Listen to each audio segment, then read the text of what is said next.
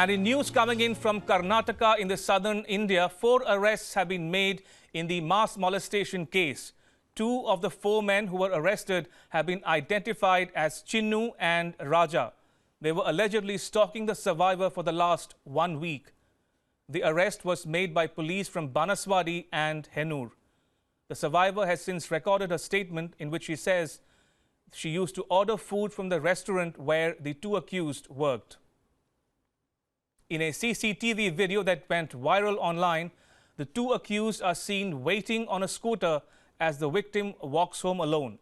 The video then shows one of the 2 men leaping at the victim and forcing himself on her. As the woman continues to fight off her attacker, she is thrown on the road and the accused flee on their 2-wheeler. Bengaluru, which was considered one of the safest cities for women in India, was shamed on the New Year's Eve when several women who had gathered at the busy MG Road to celebrate the New Year complained of mass molestation by hooligans.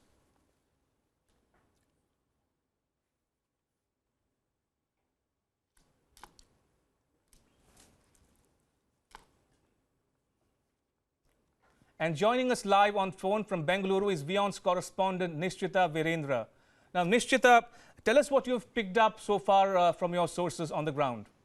Well, we understand that 4 arrests have been made, as you mentioned earlier, Ramesh, and the 4 have been identified as Chinnu, Raja, Leo, and Ayyappa. Now, we understand that these 4 individuals who will soon be named as the suspects were working on a part-time basis in Sidvik Hotel. One of them was a commerce student, another a driver, is what we understand. And they used to work in Sidvik Hotel, which is in the vicinity of Kamanahalli. And the survivor used to often visit this restaurant for food as well as take home delivery for them. And the accused would go to her house to deliver the food, and that's how they know where she stays, is what is being stated at the moment. The 4 individuals are now are now in the Ramurthy Nagar police station, where they are being questioned at the moment. We also understand that the women cops from Banaswadi traced down the victim and questioned her and have taken her statement as well, in which she has revealed that yes, these 4 individuals, particularly the 2 who approached her, are not complete strangers. She has seen them before, and that they used to work in this restaurant called Sidvik restaurant, and that is how they know who she is, where she stays, and they have stalked her for close to a week before really making the attack. While on one hand we can say that the entire incident was absolutely unfortunate, on the other hand we can say that it was fortunate that the incident took place in that very lane, as it was captured on CCTV camera, and the entire incident came to the fore, and legal action is being initiated against the accused. Otherwise the accused would have gotten away scot-free. Nishchita, stay on. We're also joined by Brinda Adige, a social activist. Now, Ms. Adige, give us a sense of what you make of this unseemly incident in Bengaluru. It has not only angered and enraged people in the city and elsewhere in the country, but it has also tarnished the image and reputation of Bengaluru itself. Ms. Adige?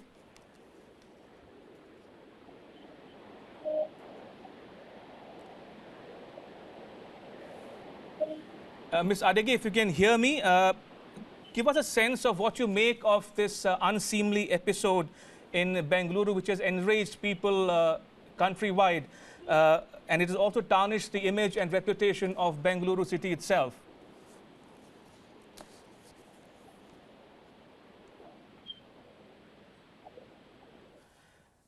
We'll try to connect with Brinda Adige there, but Nishchita, coming back to you, if I were to ask you to give us a sense of what you make of this unseemly episode in the first place, how people in the city and beyond have been enraged and angered by this unseemly incident, and how it has tarnished the image and reputation of Bengaluru city.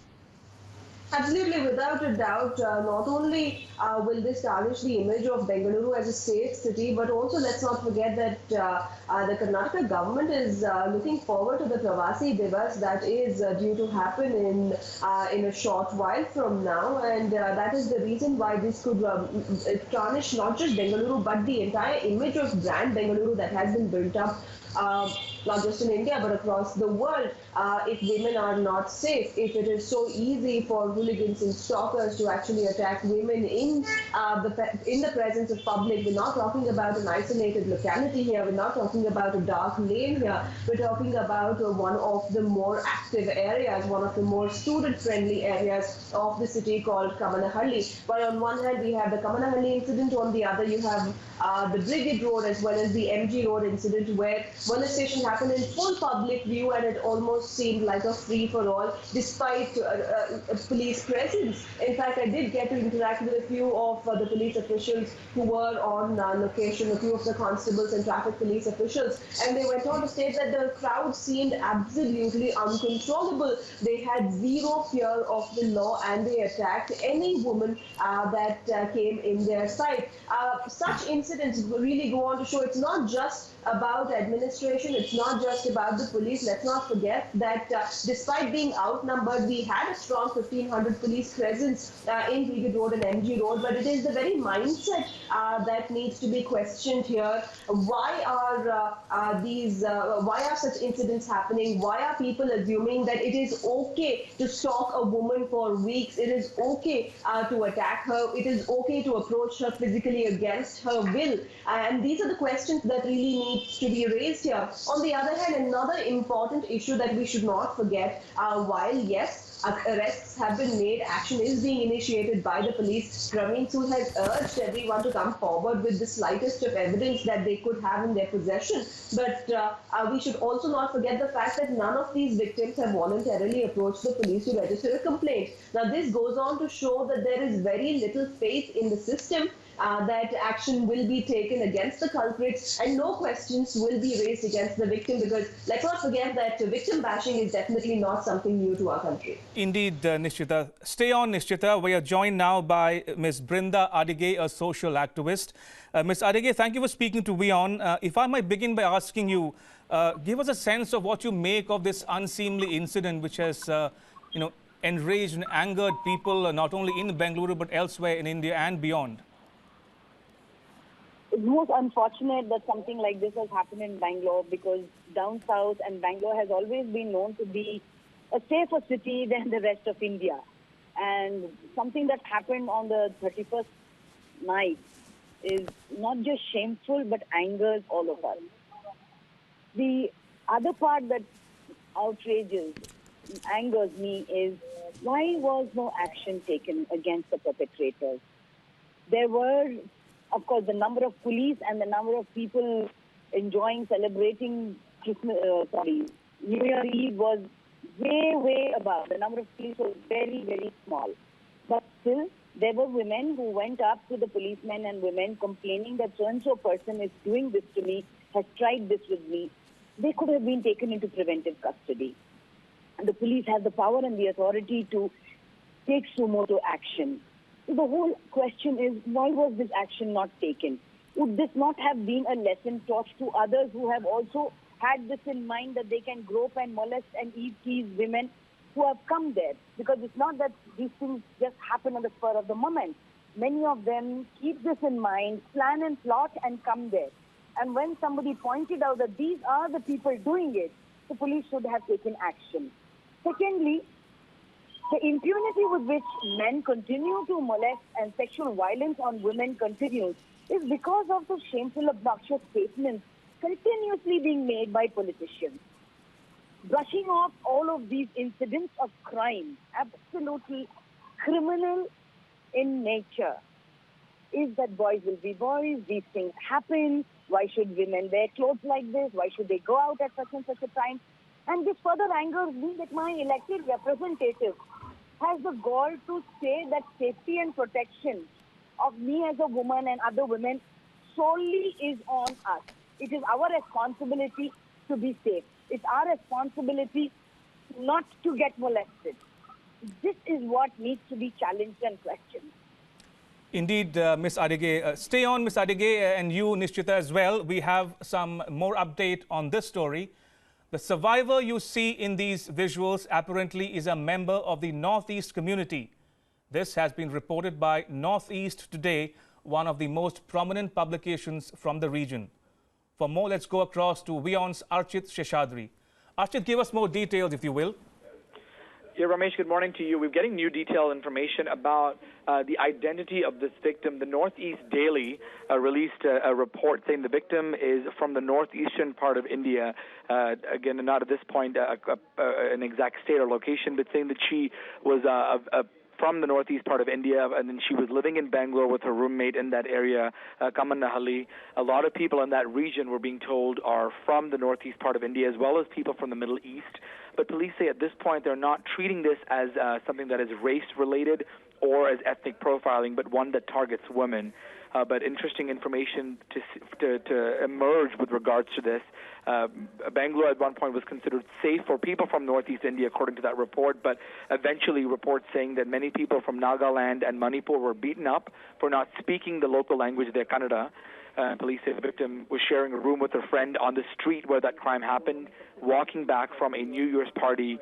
Sources say the victim hurried back. She wasn't feeling too well, the victim's friend rather, and then this victim was there paying the auto rickshaw, then walking back when that brutal crime took place. So getting new details and emerging information that maybe this was a little bit more calculated. We also are getting this information from the Northeast Daily with regards to this horrific molestation case that is sparking outrage when it comes to women's safety in India.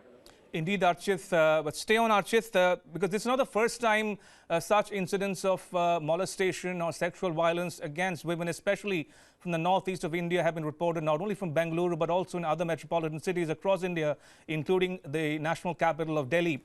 And since you mentioned that the police are preliminarily ruling out any incidents of race in the attack, but given the spate of incidents which have specifically targeted women from the northeast, can it be safely ruled out just yet? I mean, what's your sense, Archit?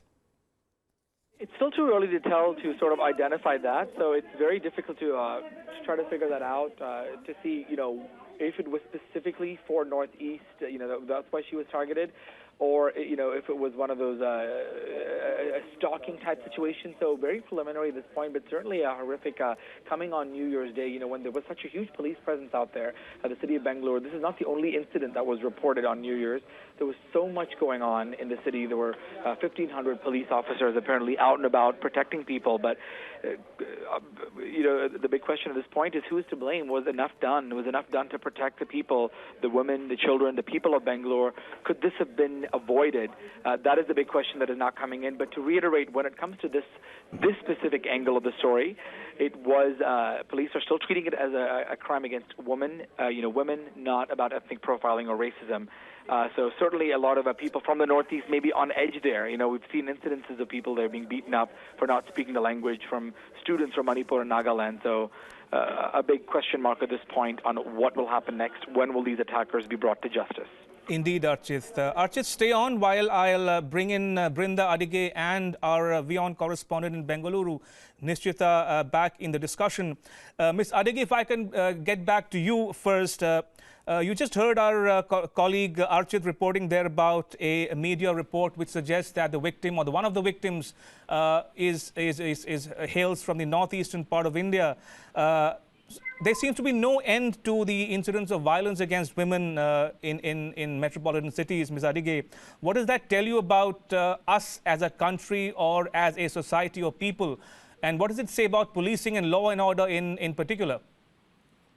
Yes, the incident that you're talking about particularly has evidence and proof. But such incidents continue to happen in broad daylight across our country, not just in Bangalore. This particular incident had evidence. This just goes to show that women in India are not treated as equal citizens.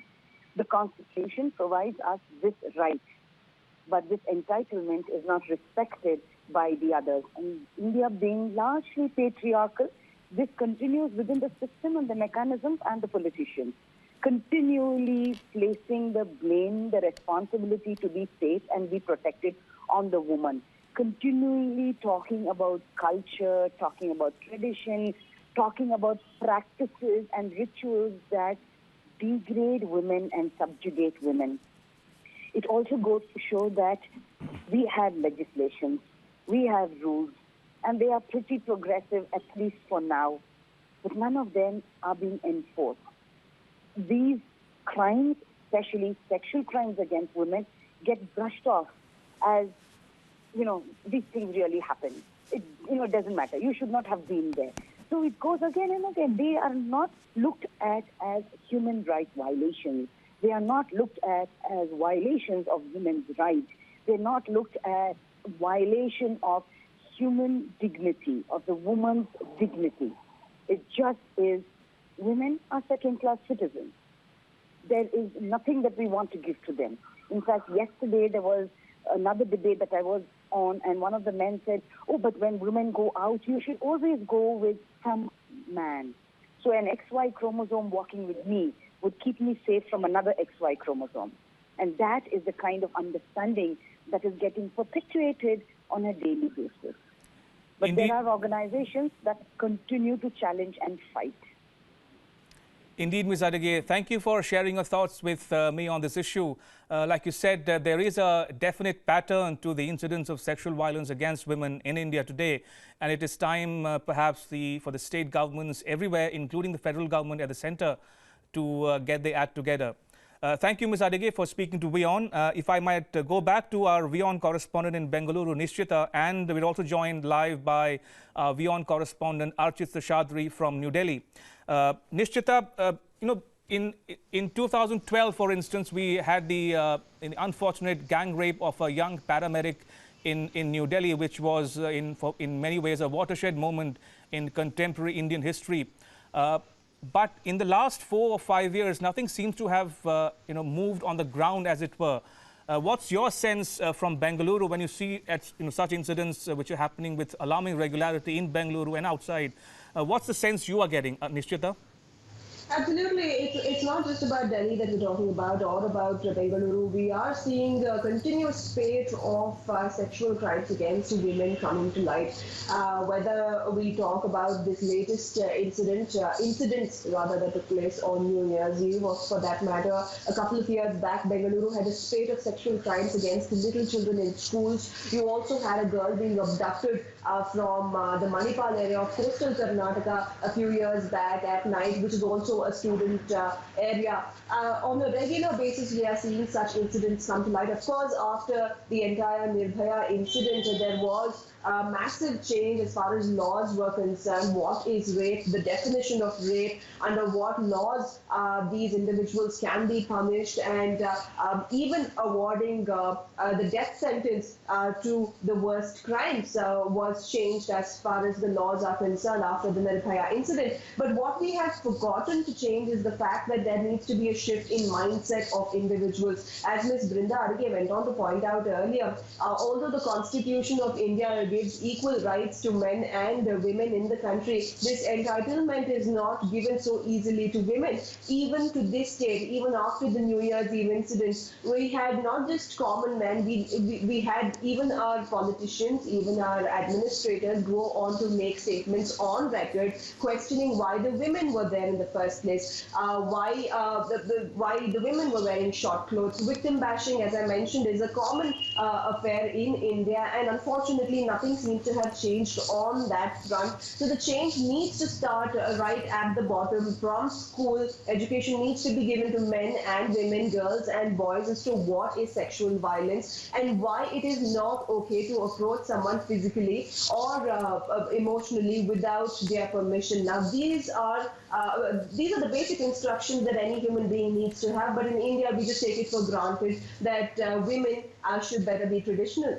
Indeed, Nishrita. Stay on, Nishrita, and I will ask Archit as well to stay on for some more time. But there's new developments on the story that's sparking outrage across India when it comes to women's safety. Investigators have released new information with regards to the Bengaluru molestation case that is now sparking outrage across India. The Northeast Daily reports that the victim is from the northeast of India, and the place where she lived in Bengaluru, Kamanhalli, has a lot of people from that region as well as those from the Middle Eastern countries. Police say the crime is not being treated as race-related or ethnic profiling, but one that targets women. Bengaluru was considered safe for people from the northeast of India, but later reports surfaced that many people from Nagaland and Manipur were beaten for not speaking the language, that is Kannada. Police say the victim shared a room with a friend on the street where the crime happened. The roommates were coming back from a New Year party, and sources say the victim hurried back from the auto as she wasn't feeling well.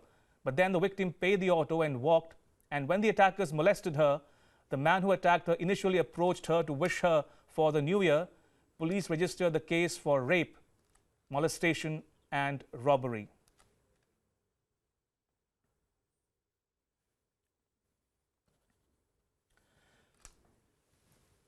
And we are now joined by Advocate Abha Singh from Mumbai. Thank you, Ms. Singh, for speaking to WION. We've just, heard news coming out of Bengaluru that 4 people have been arrested. 2 of them were allegedly stalking a woman in Bengaluru on the New Year's Eve. Give us a sense of what you make of this unseemly incident and what it says specifically about law and order, not only in Bengaluru, in Karnataka, but also the other states in India today. Crime against women is on the rise, and this case in Bengaluru, where this young girl at 2:45 is coming back, the people on the scooter, one can make out that they were waiting for her to come, and it is definitely a case of stalking which should have been reported. However, what is also important to see whether the genuine culprits have been caught or police under media pressure has just produced some people. So that is very important, because it is necessary that the molesters who are actually involved should be caught and not some innocent person just under pressure.